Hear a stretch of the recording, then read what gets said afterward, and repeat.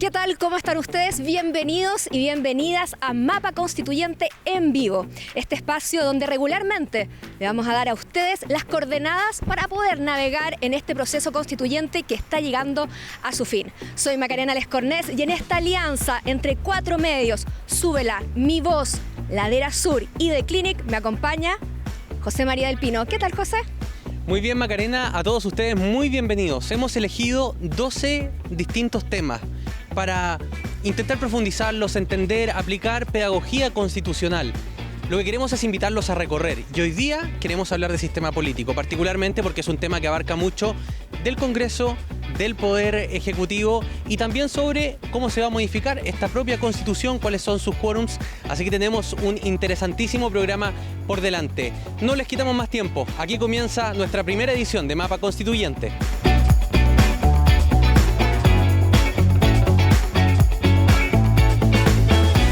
Y empezamos nuestro capítulo dedicado a sistema político, esa sala de máquinas que tendrá la labor de articular y sobre todo de dar los contrapesos al poder. Y para iniciar esta conversación sobre sistema político tenemos 2 invitados de lujo. Nos acompañan aquí en los jardines del ex Congreso Nacional, en la sede en Santiago del Congreso, donde ha estado sesionando la convención durante estos 10 meses. Nos acompañan 2 académicos. Parto por presentar al profesor de Derecho Constitucional y Derecho Parlamentario de la Pontificia Universidad Católica de Valparaíso. Además es director del Centro de Estudios y Asistencia Legislativa de la entidad. Es abogado titulado de la misma universidad y doctor en Derecho por la Universidad de Santiago de Compostela en España, el profesor Alan Brofman. ¿Qué tal, profesor? Encantada de que esté aquí con nosotros. ¿Cómo está, profesor? Muy bien, muchas gracias por la invitación. Y también está aquí con nosotros, académico de Derecho Constitucional de la Escuela de Ciencias Sociales de la Universidad Estatal de O'Higgins, abogado titulado de la Universidad Alberto Hurtado, máster en Derecho Público en la Universidad Carlos III de Madrid, doctorando en Derecho y Ciencia Política de la Universidad de Barcelona, el profesor Sebastián Salazar. ¿Qué tal, profesor? Encantada de tenerlo aquí con nosotros. Hola, ¿qué tal? Un gusto saludarlos a todas y todos ustedes y aquí dispuesto a debatir sobre el sistema político.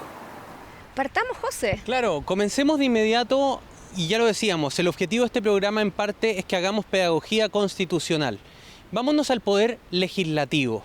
Me gustaría partir preguntándoles cómo explican ustedes a la gente en palabras simples que ha quedado constituido el poder legislativo en esta nueva constitución, particularmente en lo que hemos conocido públicamente y a lo mejor muchas personas no entienden, que es la asimetría de estas 2 cámaras. Sebastián, comenzamos contigo.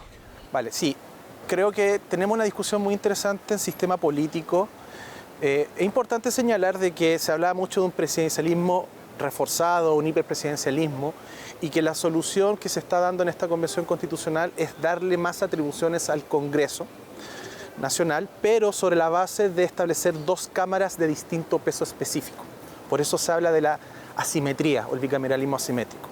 Esto no es una propuesta original, esto es una propuesta que tenía un cierto grado de transversalidad, lo presentó Evópolis, lo presentó el colectivo socialista, lo presentó incluso el colectivo del Apruebo. Entonces, de una u otra forma, todo lo que es la parte centro-izquierda y centro de la convención, centro-derecha, pensaba en esta idea de bicameralismo asimétrico, por lo tanto no es novedoso. Es común que se dé sobre todo en los regímenes políticos donde existe un cruce de distribución del poder territorial. En Estados Unidos, el Estado federal tiene una figura asimétrica y los estados regionales, como por ejemplo el caso español y el caso italiano, también se distingue en un bicameralismo asimétrico. ¿Qué significa esto? Que hay una cámara más importante que la otra en términos de concentración de atribuciones y de toma de decisiones. Lo que no obsta en que ambas cámaras funcionen de manera conjunta como contrapesos entre sí, para evitar la idea de que exista solamente una cámara poderosa y que era la discusión que se daba en esta convención. Yo les recuerdo que sectores importantes de la convención venían con la idea de un unicameralismo.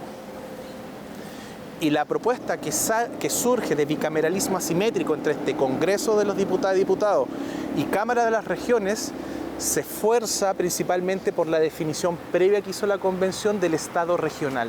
Esa decisión, de una u otra forma, cambia la discusión en sistema político y obliga a tener que trasladar a un bicameralismo. Y la pregunta era, ¿cuán asimétrico podía ser una Cámara respecto a la otra?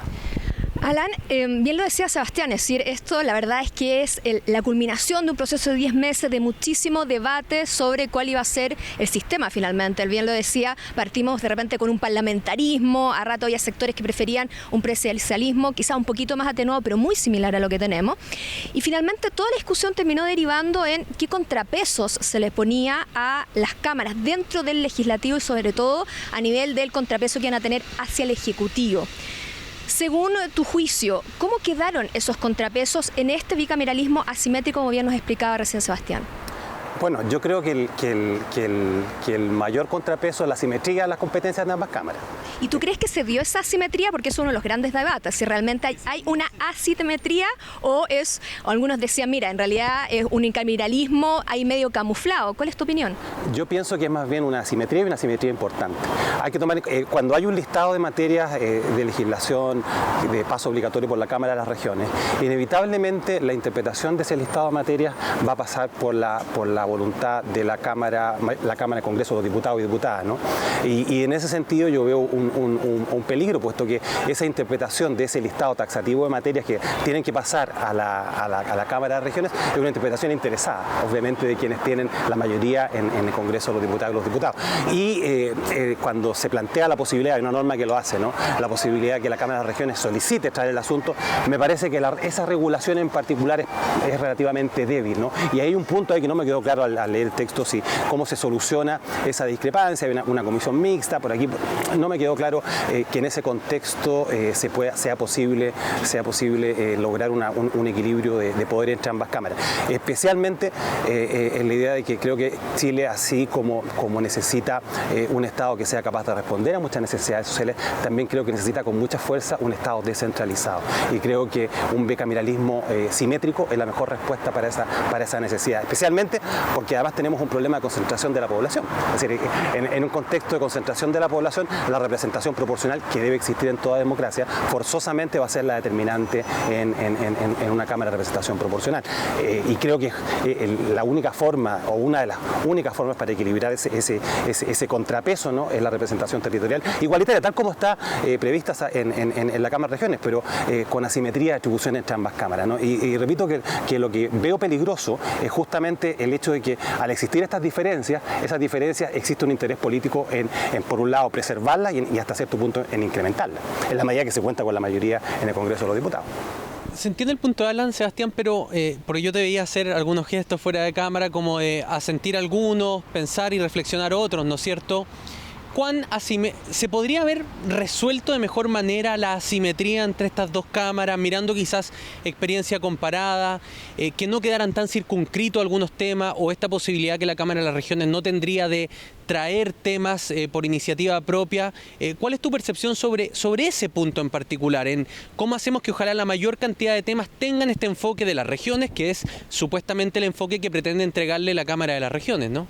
Sí, una premisa previa. Este es un sistema que efectivamente va a tener que ser practicado, va a tener que ser probado y que eventualmente puede estar sometido a algunas reformas, porque quedaron unos elementos que dificultan la asimetría, como señalaba el profesor Bronfman, particularmente el rechazo del quórum de 4/7 de insistencia por parte de la Cámara, del Congreso de los diputados y diputadas. Expliquemos bien ese punto, porque para la gente no queda del todo claro eventualmente de qué hablamos porque todo el debate era la insistencia, ¿cómo hace la insistencia? Claro, en el lenguaje legislativo todo el mundo tiene muy claro, pero de repente para alguna persona que no está habituada a seguir el debate legislativo, no es del todo claro a qué se refieren con la insistencia y ese margen que le pusieron específicamente las cámaras. La insistencia consistía, y es uno de los elementos de la asimetría, sobre todo en la parte final del proceso legislativo. ¿Qué significa esto? En la parte final de la tramitación de las leyes, sobre todo cuando existen discrepancias entre la Cámara de las Regiones y el Congreso de los Diputados. Actualmente se utiliza la figura de las comisiones mixtas, en donde se resuelven esas discrepancias, se aprueban en la Cámara de Diputados, se aprueban en el Senado y se van al trámite final de la formación de las leyes. Puede haber un veto o se puede promulgar y luego publicar. El punto que se generó acá es que en este tema de la simetría y la insistencia significaba que el Congreso de los Diputados pudiese insistir si existiese una diferencia que no fuese solucionada en la comisión mixta. Insistir con 4/7. Ese era un elemento final de la asimetría que fue lo que se cayó. ¿Qué significa ahora? Que van a tener que estar las dos cámaras, van a tener que resolver sus diferencias en los términos similares a lo que está al día de hoy. Pero esa es una parte de la asimetría. Otra parte de la asimetría tiene que ver con el origen del trámite legislativo y dónde termina. El trámite comienza y termina siempre en el Congreso de los Diputados y las Diputadas. Otro elemento para determinar la asimetría, los nombramientos. Aquí se optó por una fórmula en conjunta. En esta discusión entre más o menos atribución a la Cámara de Diputados, la gran mayoría de los nombramientos de las autonomías constitucionales que está aprobando el borrador, Banco Central, los defensores de la naturaleza, el pueblo, etcétera, van a ser en sesión conjunta de ambas cámaras, ambas corporaciones. Entonces, ahí uno se da cuenta que la discusión sobre asimétrico no cruza más que el trámite legislativo, sino que también en los nombramientos. Se aumentó, creo yo, bastante las atribuciones de la Cámara de las Regiones en la última etapa, sobre todo cuando se le agregan materias, por ejemplo, en salud, en educación y en general en derechos sociales. Y vuelvo a reiterar lo dije al principio, y eso tiene una explicación lógica y tiene que ver con el proceso de Estado regional, porque va a ser en el Estado regional, en la administración regional, la que se va a encargar de la prestación de servicios públicos en materia de salud, de educación, de vivienda u otras. Y era de toda lógica de que la tramitación de esas leyes en términos administrativos, pero también en términos sustantivos, fuese en ambas cámaras. Alan, una de las grandes preguntas con este nuevo dibujo institucional es si eventualmente se van a poder superar alguna de las trabas que tiene el actual, que parte de por qué nos embarcamos en todo esto era para solucionar ciertos problemas, ¿no? Algunos son muchos, desde luego el sistema político no los puede resolver todo, pero tiene gran parte de las responsabilidades. Una de ellas era, por ejemplo, quienes pedían hacer trámites legislativos más ágiles, porque había quienes reclamaban que se tardaba mucho, que de repente se quedaba todo esto parado en una de las cámaras, muchas veces se apuntaba al Senado, con justicia o sin justicia, pero se le apuntaba al Senado, o de repente decía, el Senado de repente tenía demasiado poder para echar para atrás ciertas leyes. Algunos decían, pero precisamente porque tenía mucho poder, la Cámara de Diputados y Diputadas se da el lujo, digamos, de repente decir, esto lo arregla el Senado. En buenas palabras, muchas veces eso se escuchaba dentro del legislativo. El tema final es saber esa fluidez legislativa, el que la gente sienta que sus demandas son acogidas y que en un plazo razonable terminan siendo ley. ¿Se responde con este nuevo dibujo? ¿Crees tú que se le va a dar una buena respuesta o podemos terminar igual con alguna letra chica que no hemos visto y que terminamos también con procesos largos? Difícil pregunta, larga la respuesta. A ver, hay una parte que tiene que ver con la organización institucional, ¿no? Con la organización institucional, con los dispositivos que se crean entre las cámaras y dentro de cada cámara para el despacho de una ley. Y otra parte tiene que ver con la organización de las fuerzas políticas. Y creo que el punto de la organización de las fuerzas políticas es fundamental, porque, por ejemplo, cualquiera sea la organización, si tenemos dos cámaras con representación partidista fragmentada y tenemos dos cámaras con principios organizativos completamente distintos, por supuesto que ese trámite se va a dificultar, aun cuando tengamos el diseño institucional más veloz del mundo. Ese es un punto a considerar. El segundo punto a considerar, yo diría que la calidad de las leyes no pasa por su velocidad. Es decir, ¿queremos leyes rápidas? ¿Queremos leyes rápidas o queremos leyes buenas? Yo creo que queremos leyes buenas, ¿no? Y la cuestión aquí no es que el Congreso lo midamos en términos de un gran número de leyes aprobadas, sino que leyes que efectivamente aborden los problemas. Y nuestro sistema político, mirándolo en perspectiva, yo diría que exhibe problemas serios para generar consensos políticos en temas fundamentales, en temas de envergadura, ¿no? Y la prueba de ello son temas como educación, salud, ¿no? Previsión, seguridad social, que los vemos que están en el tapete de la política nacional. Llevamos hace una 15 década, años hace una década, ¿no? claro. Y eso, a mí me parece lo interesante, es que eso viene en la Constitución del 25. En la Constitución del 25 hace unos días leía una cuenta del presidente Jorge Alessandri, del año 63, y cuando él daba cuenta de los avances legislativos, era una buena cantidad de avances legislativos, eran decretos con fuerza de ley. ¿Y por qué? Porque el Congreso tiene mucha dificultad para generar el acuerdo de intereses que se requiere, intereses políticos, intereses ciudadanos, intereses democráticos, intereses no tan democráticos, intereses como sea, ¿no? Pero ese es un proceso lento.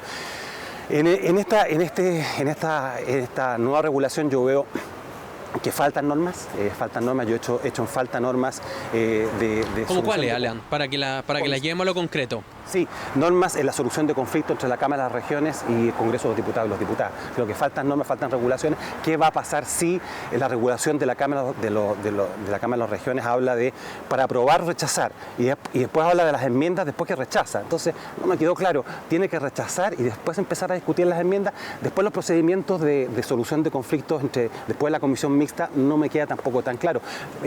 Mencionabas recién lo de la sesión conjunta. La sesión conjunta no me gusta mucho. No me gusta mucho. Si va a tener que decidir, si un órgano que va a integrar las dos cámaras, ¿no? Va a tener que decidir un nombramiento, yo creo que ese órgano no es solamente una sesión conjunta, sino que tiene que tener una orgánica propia. Por ejemplo, una comisión que informe a la sala acerca de la conveniencia o inconveniencia de ese nombramiento.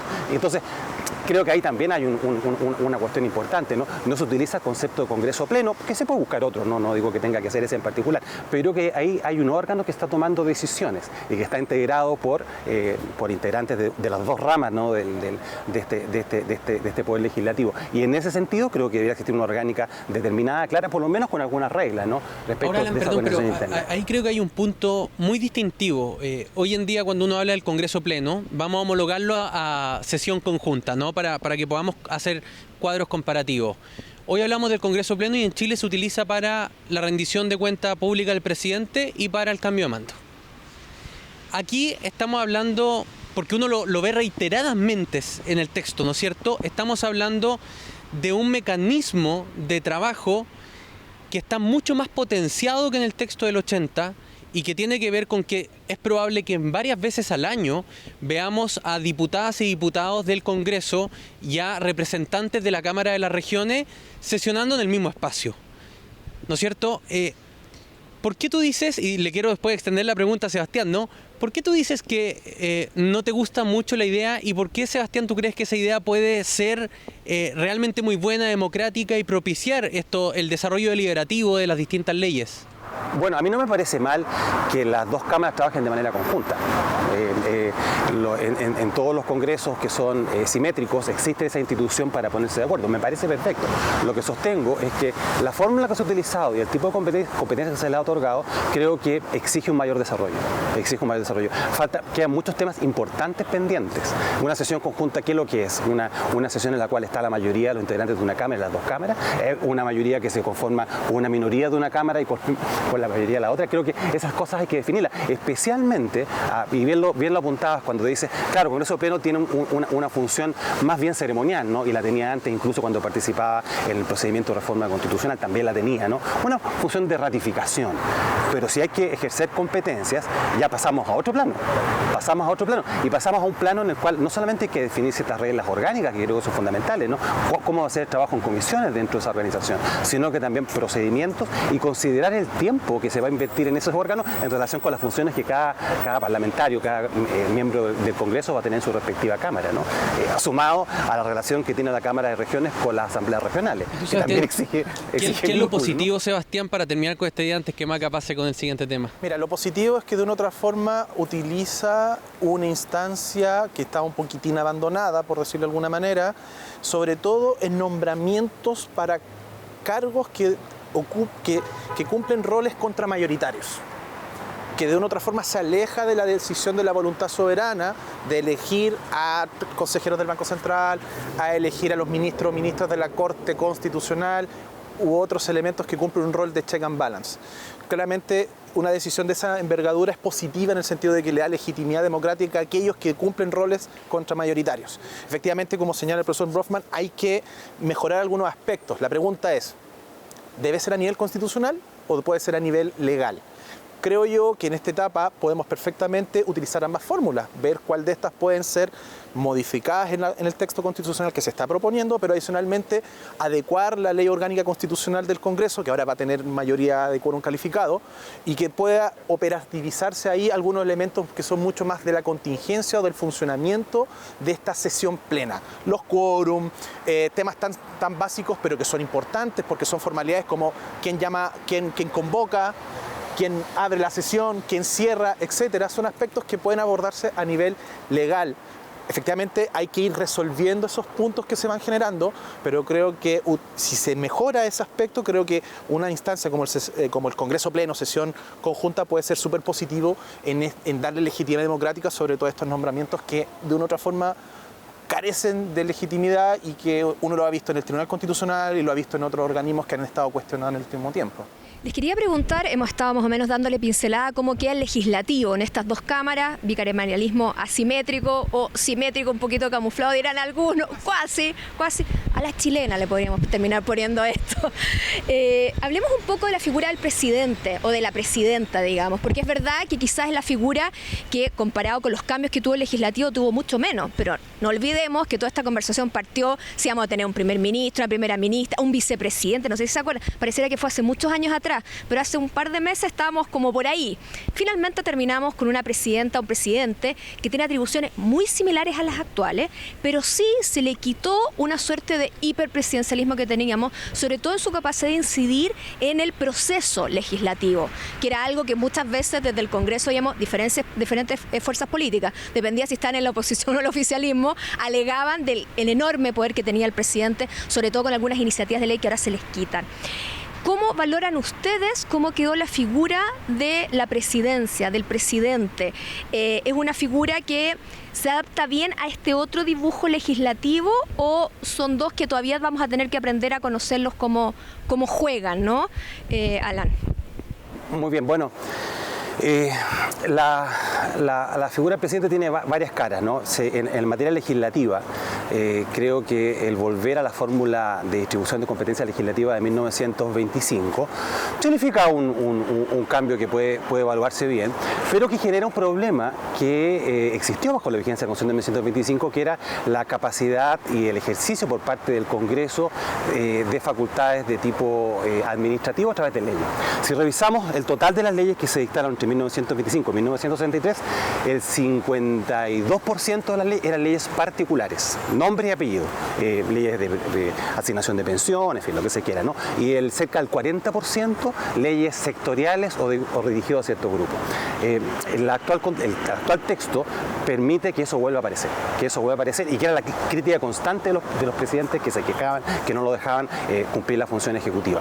El diagnóstico acerca del poder del Ejecutivo yo diría que pasa por qué es lo que ha sido nuestra historia constitucional en relación con la regulación del poder del presidente. Porque si uno lo observa, desde 1925, la respuesta que ha dado nuestro sistema institucional en distintos momentos, con distintas fuerzas políticas, ha sido: hay que reforzar el poder del presidente. Esa fue la respuesta en 1925, en 1943, en 1970, en 1980, las reformas del 89 y del 2005 no tocaron ese punto, ¿no? Entonces siempre ha sido esa la respuesta, y ahora estamos pasando a un terreno en el cual la idea es reforzar el poder del Congreso. Yo entiendo que si no se solucionan los elementos que dan gobernabilidad al proceso legislativo, creo que no estamos solucionando ninguno de los problemas que tiene nuestro régimen constitucional actual. Y en ese sentido creo que la regulación del presidente me parece que es insuficiente. Sin pensar, a propósito de lo que decía Sebastián, sin pensar en volver a un nivel presidencialismo, creo que eso no es necesario. De hecho, en el presidencialismo norteamericano, en que el presidente les puede parecer que es un presidente fuerte, el presidente no tiene iniciativa legislativa, no pasa absolutamente nada. Tiene poder de veto, por supuesto, pero no tiene iniciativa legislativa y no pasa absolutamente nada. Y por supuesto que hay ámbitos en los cuales esa relación entre el presidente y el Congreso Federal, en el caso de Estados Unidos, es una relación difícil.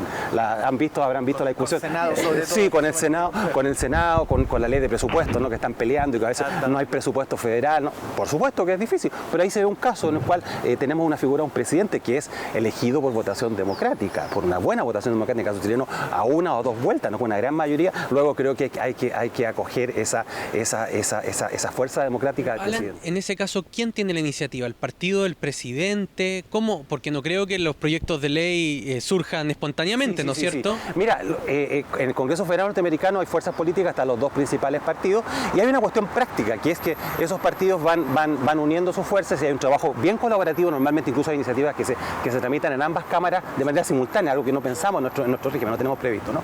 Y tienen conferencias, en fin. Los partidos políticos es la respuesta. Los partidos políticos, sabiendo cuál es la voluntad del presidente, porque los partidos políticos saben, porque el presidente si llega a vetar, se genera un problema político importante, porque las cámaras tienen que ir a eso voy, ¿no? O sea, en este caso Joe Biden debería decirle al Partido Demócrata en Estados Unidos, oye, quiero que avancemos con un proyecto, no sé, para modificar la tenencia de armas, a propósito de lo que ocurrió en estos últimos días.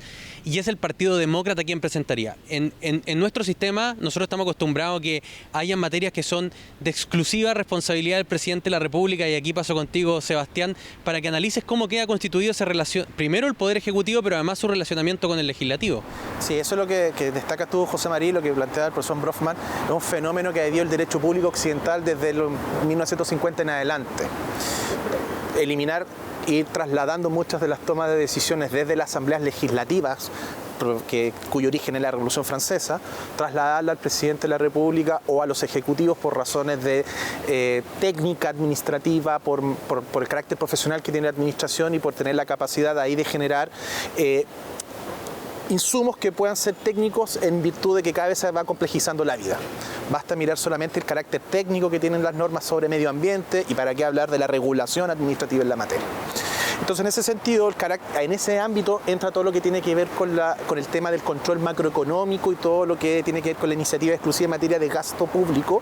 Y obviamente, como el presidente de la República en la Constitución del 80 además es el jefe de Estado, jefe de gobierno y jefe de la administración, todo lo administrativo también cae dentro de esa lógica. Efectivamente, en la propuesta que se está trabajando al día de hoy en la Convención utiliza una figura de la concurrencia presidencial, las leyes de concurrencia, que de una u otra forma tratan de emular esta figura norteamericana, pero tratan de poner el veto antes. Va a ser un tema complejo, va a ser muy complejo en la práctica. Es diplomático que el profe para decirlo, para no decir que vamos a estar agarrados del moño los dos meses. Es que va a ser inevitable el conflicto dentro de las instituciones, sobre todo en el Congreso Nacional, además acompañado de esta figura de la fragmentación política que hay y adicionalmente con este nuevo elemento que va a ser el Estado regional, que va a tener otros intereses que van a estar compitiendo también a la par a la clave nacional. Pero claramente vamos a tener que contar con un sistema de partidos políticos fortalecido para que esas leyes de concurrencia presidencial no se transformen en chantaje. Y ese es mi problema, mi problema. Pero eso también va de la mano en el que las instituciones vayan madurando, se vayan haciendo los acomodos. Porque al fin y al cabo llegamos a la situación, por ejemplo, de los retiros, como una forma un tanto inocua, por carambola, de querer presionar al presidente de la República de aquel entonces para que pudiera llegar con un paquete de ayudas fiscales. El problema es que eso se descontroló y efectivamente no ha habido liderazgo político para poder decir no, salvo hasta ahora que efectivamente se controla esa situación. Pero ese proceso de desradicalizar esa centralización de la toma de decisiones macroeconómicas es necesaria en la medida de que fortalezcamos el sistema de partidos políticos y que generemos los incentivos para la colaboración entre el presidente y el Congreso. Sebastián, me quitaste precisamente lo que iba a ser el encabezado de la próxima pregunta, que era una de las grandes dudas y también algo que se buscaba, sobre todo algunos sectores, que era hasta qué punto este nuevo sistema fortalece o da incentivo para la colaboración, el consenso, eventualmente las alianzas, para la estabilidad del sistema y no tanta fragmentación. Es cierto que el sistema político, o sea, el sistema de partido, perdón, dependerá mucho de nuestro sistema electoral, finalmente. Hay que ver ahí qué vamos a hacer, que es algo que casi no se toca. Pero ¿qué herramientas hay dentro o cuáles son las pistas que nos da lo aprobado hacia dónde puede ir esta Cámara de Diputados? ¿Va a ser muy parecida a la que tenemos a nivel de fragmentación o hay dentro algunas cosas que nos permiten vaticinar en algunos años más que vamos a tener otro mapa? Alan. Bueno, tú lo dijiste, creo que el sistema político y el sistema de partidos depende de manera importante del sistema electoral. Si el sistema electoral se mantiene, yo no veo ninguna razón ni ninguna vía por la cual el escenario de partidos políticos que tenemos vaya a cambiar. No se me ocurre que pudiera desde la nada cambiarse el sistema de partidos. Yo veo que justamente la Constitución adolece, el proyecto de Constitución, ¿no?, de la Convención, adolece de algunas deficiencias importantes en esta colaboración y de oportunidades perdidas.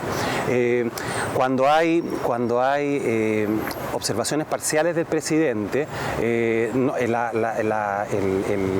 Congreso puede insistir por la misma mayoría mayoría por las cuales aprobó su proyecto original.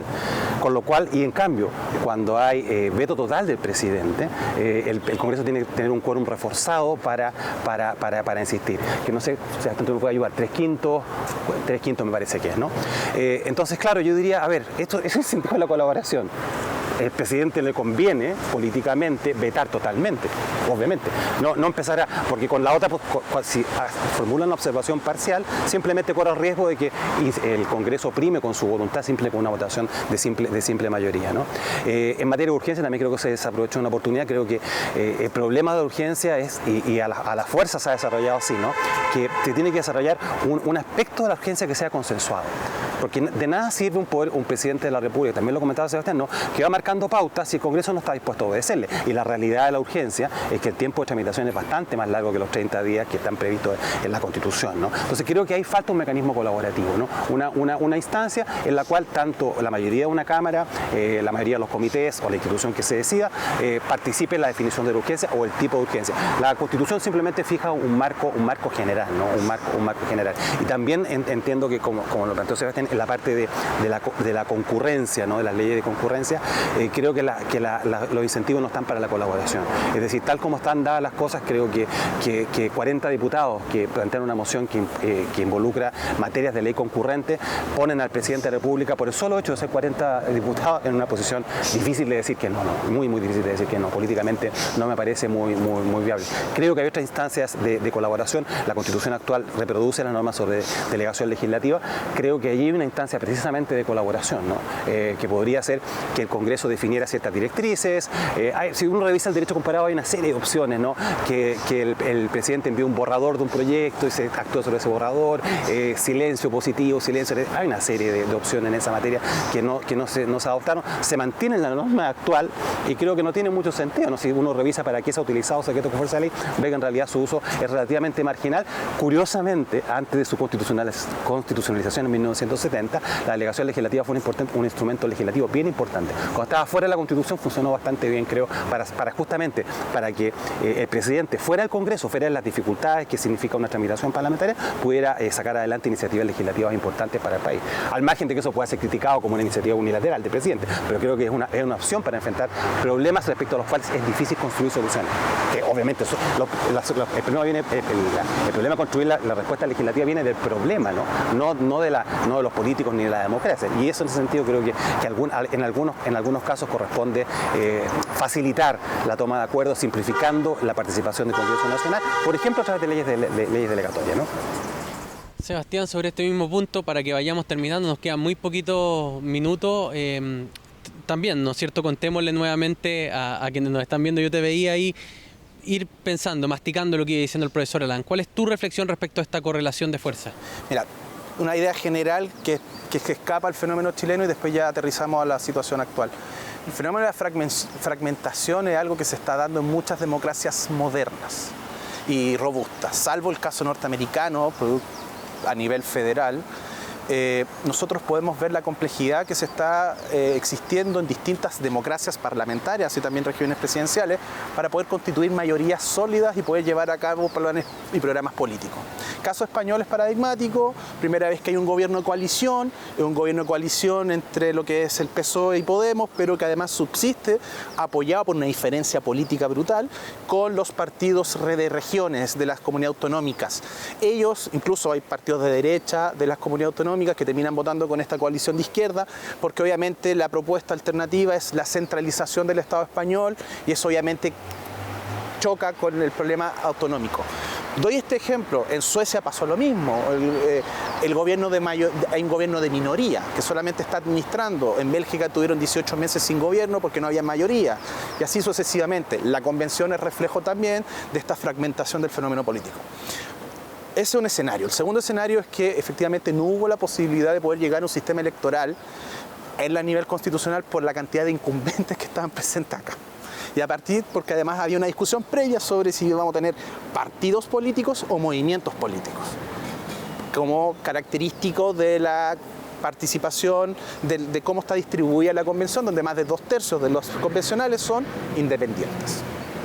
Entonces ese es un fenómeno que está aquí presente y que hay que hacerse cargo al respecto. Yo en ese sentido veo muy complejo que el actual Congreso, que también tiene este problema de fragmentación, empate técnico en el Senado y adicionalmente un grupo en la Cámara de Diputados que no sabemos para dónde se va a mover coyunturalmente para allá o para acá dependiendo del proyecto de ley, les acaban de dar presidencias, que es el partido de la gente, no nos deja un escenario muy claro sobre cómo funcionan las mayorías, entonces va a haber que trabajar un pirquineo de votos para poder lograr acuerdos y eso es muy complejo. En ese sentido, yo soy de la tesis que hay que analizar lo que no esté funcionando bien en el régimen político para generar estos mecanismos de colaboración en este escenario. Los DFL es una buena alternativa en el sentido de que se tranque políticamente la discusión de los proyectos, se puedan entregar esto, pero también me preocupa, y aquí yo lo planteo críticamente, que efectivamente existe un dominio mínimo legal como la fórmula del 25, pero el presidente de la República va a tener hartas atribuciones en materia de potestad reglamentaria y esa figura también puede ser compleja.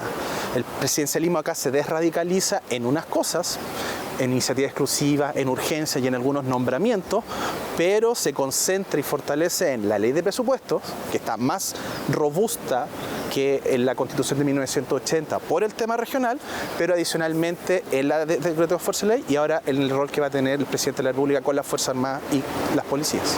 Entonces, en ese ámbito hay que empezar a mirar críticamente qué aspectos hay que mejorar y creo que el sistema político en este escenario de fragmentación es uno de los aspectos que habría que llegar a un acuerdo político pronto en la medida de mejorarlo para evitar estos problemas.